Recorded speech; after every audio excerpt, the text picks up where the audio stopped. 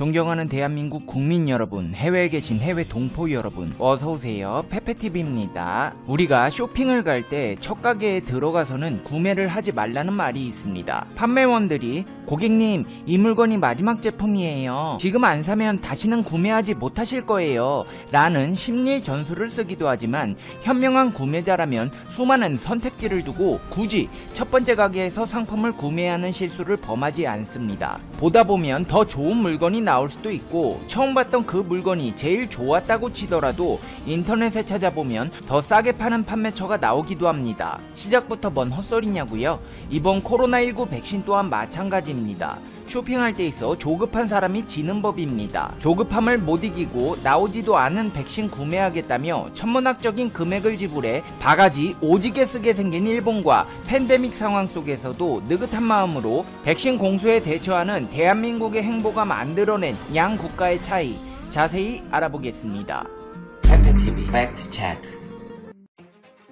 여러분, 국제백신연구소 본부가 한국에 있는 거 아시나요? 국제백신연구소는 한국에 본부가 위치한 최초의 국제기구입니다. 서울대학교 내 연구공원에 위치하며 생물안전밀폐 3등급의 실험실이 갖춰져 있습니다. 지난 2013년부터 우리 정부는 세계 5위 백신 강국으로 거듭날 수 있도록 적극 육성 정책에 나섰습니다. 우리나라 백신 산업이 해외 시장에 진출할 수 있도록 돕는 등 육성 정책을 통해 국내 자금률을 높이고 바이오 산업 전반을 선도할 글로벌 미래 성장 산업으로 탈바꿈하도록 하기 위해 백신 산업 글로벌 진출 방안 등을 발표하면서 노력해왔습니다. 백신은 정부 조달을 통해 거래되기 때문에 시장 개척에 정부 역할이 크고 우리나라의 외교 능력을 감안할 때 성공 확률이 높은 분야라는 판단하에 보건복지부에서는 해외 백신 시장 개척을 3단계에 걸쳐 체계적으로 지원해왔습니다. 코로나19는 이미 엎질러진 물입니다. 급한 마음에 성급한 수습을 하다가 상황을 악화시킬 수 있습니다. 식품의약품 안전처에서 발표한 코로나19 백신 개발 시 고려사항을 살펴보면 코로나19 백신의 품목 허가를 위해 개발사는 임상시험 프로그램을 통해 안전성뿐 아니라 유효성에 대한 충분한 증거를 제시해야 한다.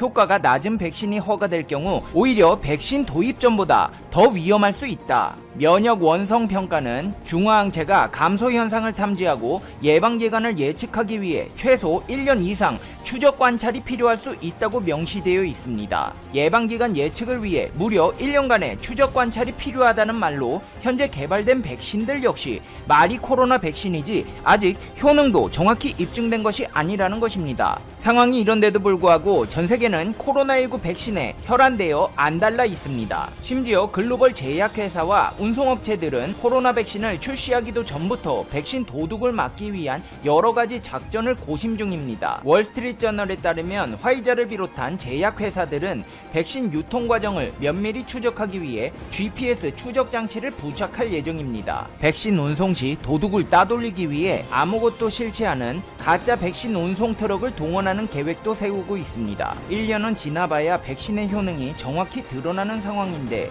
초기에 공급될 백신의 양은 제한적일 수밖에 없어 암시장 등에서 매우 비싼 값에 거래될 가능성이 크기 때문에 전문가들은 의료 종사자 등 백신 접종 우선순위 그룹보다 먼저 백신을 접종하길 원하는 범죄자나 외국 정부, 개인이 백신을 가로챌 수 있다고 우려하고 있습니다. 특히나 코로나 상황이 정점에 도달한 일본은 조급증을 못 이기고 임상 3상에 들어간 코로나19 백신을 최근 넉 달 동안 3억 병 이상 입도 선매했습니다. 일본 정부는 미국 바이오 기업 모더나에서 5천만 병, 독일 바이오엔텍과 공동 개발 중인 미국 제약사 화이자에서 1억 2천만 병, 영국 옥스퍼드대와 공동 개발 중인 다국적 제약사 아스트라제네카에서 1억 2천만 병 등 2억 9천만 병의 코로나19 백신을 확보했습니다. 미국 노바백스로부터도 최소 4천만 병 이상을 공급받습니다.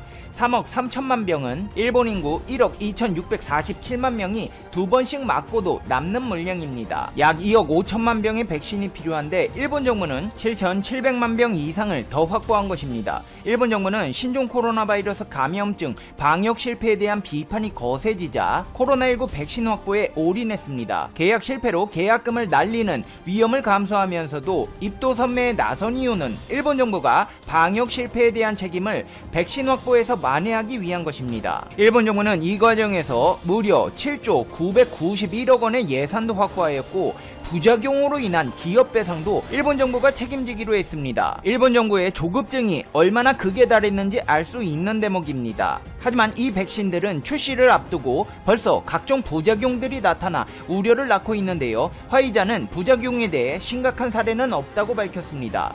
바꿔 말하면 심각하지는 않더라도 부작용이 있다는 것입니다. 바이오엔테크의 최고 경영자는 영국 BBC 방송과 인터뷰에서 주사 부위에 통증을 느끼거나 열이 나타나는 정도의 부작용이 있었다고 밝혔습니다. 그렇다면 이는 무시해도 되는 수준인 것일까요? 미국 과학진흥원에서 발간하는 과학학술지 사이언스는 화이자와 모더나 백신 접종으로 인한 열 통증은 위험하지는 않지만 어떤 사람들에게는 강렬할 수도 있다는 온라인 기사를 통해 백신의 위험성을 지적했는데요. 그 대표적인 사례로 매사추세츠 공과대학에서 계산생물학을 공부하고 있는 루크 허치슨의 예를 들었습니다.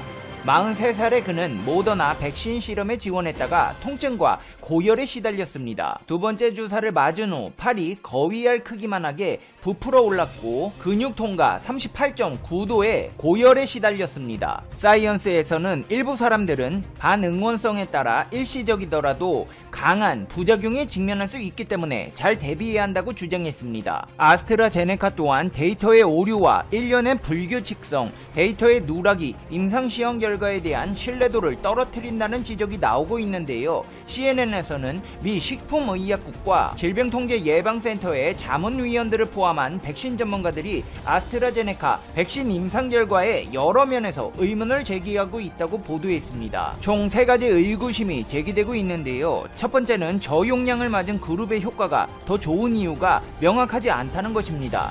아스트라제네카 측에서는 백신 검증 참가자들에게 1회분의 정량을 투여할 생각이었지만 어리버리한 연구원의 측정 오류로 인해 절반만 투여하게 됐습니다. 근데 오히려 1회분 정량을 한 달 간격으로 2회 투여한 그룹의 면역 효과는 62%였지만 1차 접종 때 1회분 정량의 절반만 투여하고 2차 접종 때 1회분 정량을 투여한 그룹의 면역 효과가 90%까지 증가한 것입니다. 어리버리한 연구원의 실수로 인해 착오가 발생했고 어찌됐건 결과가 좋다니 행운이라고 생각할 수 있지만 백신은 어떻게 해서든 결과만 좋다고 되는 것이 아니라 대체 왜 저용량 그룹의 효과가 탁월한지에 대해 증명해내야 합니다. 임상 분석 결과에서 핵심 정보를 누락한 점도 영 석연치 않은데요. 아스트라제네카는 전체 3상 참가자 중 131건의 코로나 확진 사례가 나왔다고 밝혔습니다. 하지만 백신을 2차례 모두 1회분 투여한 그룹, 1차 접종 때 절반만 투여한 그룹, 위약을 투여한 그룹에서 각각 몇 건이 나왔는지 공개하지 않았습니다. 게다가 2차례 임상 중지 이력이 있는 아스트라제네카 백신을 두고 전문가들은 안전성에 대해서도 의문을 제기하고 있습니다. CNN에서 인터뷰를 진행한 전문가들은 시험을 중단시킨 심각한 부작용에 대해 정보를 구체적으로 알고 싶다. 아스트라제네카 시험 데이터는 모든 정보가 어디서 왔고 어떻게 합쳐졌는지 알 수가 없다고 비판했습니다. 결국 영국 제약사 아스트라제네카는 백신 효능을 의심받자 코로나 백신에 대한 추가적인 글로벌 임상시험이 실시된다고 밝혔습니다. 아스트라제네카 백신의 경우 국내에서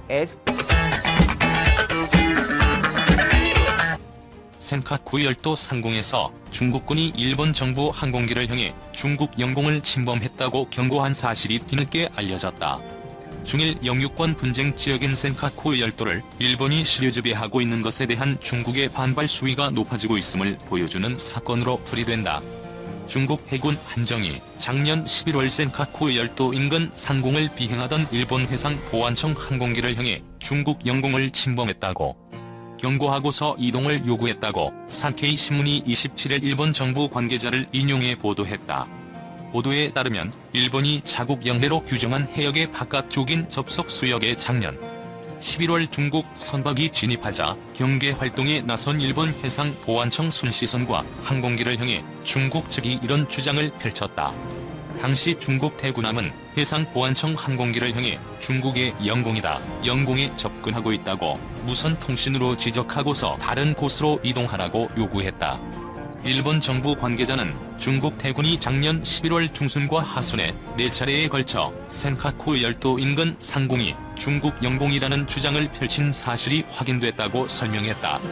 일본이 시류지배 중인 영유권 분쟁지에서 중국 대군이 중국 영공을 침범한 일본 정부 항공기는 중국 영공에서 나가라는 요구를 했다는 것이다. 중국은 센카쿠 열도가 자국 영토라고 주장하고 있기 때문에 중국의 입장에서는 당연한 대응이라고 볼 수도 있다. 다만 센카쿠 열도를 일본이 시류지배하고 있고 그간 일대에 접근한 중국 정부 선박이나 항공기에 대해 일본 측이 일본 영공에서 나가라는 메시지를 던지는 패턴이 반복됐던 것에 비춰보면 중국이 역공세를 취한 것으로도 풀이할 수 있다. 중국이 일본 정부 항공기를 센카쿠 상공에서 몰아내겠다는 태도를 명확하게 보인 것은 매우 특이한 동향이며 센카쿠 해상에서 일본 공용기를 향해 중국 영공이라는 주장을 펼친 것은 처음 있는 일로 보인다고 산케이는 전했다. 이 사건과 관련해 일본 정부는 중국의 일방적 주장을 수용할 수 없다는 뜻을 외교 경로로 전했다. 중국 오중전회에서 세계 환경 수호자 선언할 듯 중국이 지난 26일 개막한 중국 공산당 중앙위원회 19기 5차 전체 회의를 통해 세계 환경 수호자를 선언할 것이라는 전망이 나왔다. 도널드 트럼프 미국 행정부가 파리 기후변화 협약을 탈퇴하는 등 기후, 환경 문제에서 국제사회 리더 역할을 내팽개친 틈을 노려 중국이 국제사회의 기후, 환경, 생태 논의를 이끌어갈 기회를 잡으려 한다는 것이다. 홍콩 사우스 차이나 모닝 포스트는 중국이 오는 29일까지 열리는 19기 5중 전회에서 남극해양생물자원보존위원회가 검토 중인 새로운 해양자원보호구역에 대한 지지 선언을 할 것으로 보인다고 27일 보도했다.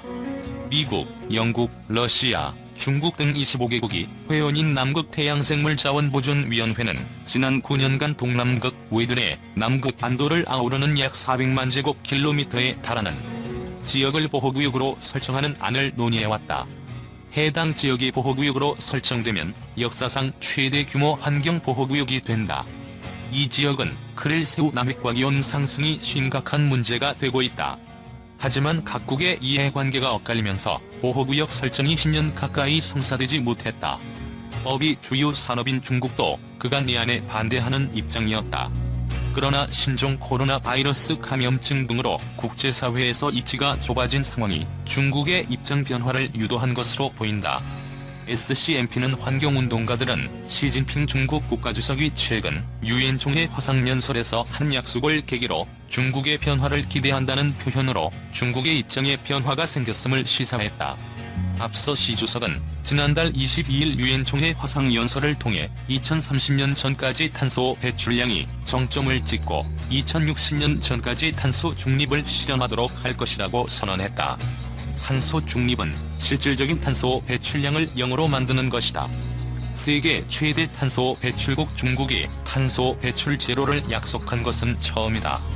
시 주석은 또한 생물 다양성 보존을 위한 더 많은 법을 도입하겠다고 약속했다. SCMP는 트럼프 행정부가 손을 떼면서 공백이 생긴 세계 환경 지도자 자리를 중국이 채우려 한다고 밝혔다. 미비영리재단 필자선 신탁의 해양생물학자 니콜 브랜섬은 이는 중국이 미국을 이어 세계의 지도자가 될 수 있는 첫 번째 기회라며 특히 2011년부터 최장기간 논의되어온 환경보호구역 설정 문제에서 선도적 역할을 할 수 있는 기회라고 평가했다. 다만 중국의 언행일치의 의문을 제기하는 시선도 있다. 말로는 남극보호구역 설정 논의에 앞장서지만 법이 중요한 중국이 이를 실제로 실천하는 것은 다른 문제일 수 있다는 것이다. 한편 AFP 통신도 중국 공산당이 이번 19기 5중전에서 시 주석이 제안한 탄소 중립에 대한 세부 논의가 이루어질 것이라고 보도했다. AFP는 시 주석이 유엔 총회에서 밝힌 야심찬 환경 선언은 중국의 역대 환경 선언 중 가장 구체적이라고 평가했다.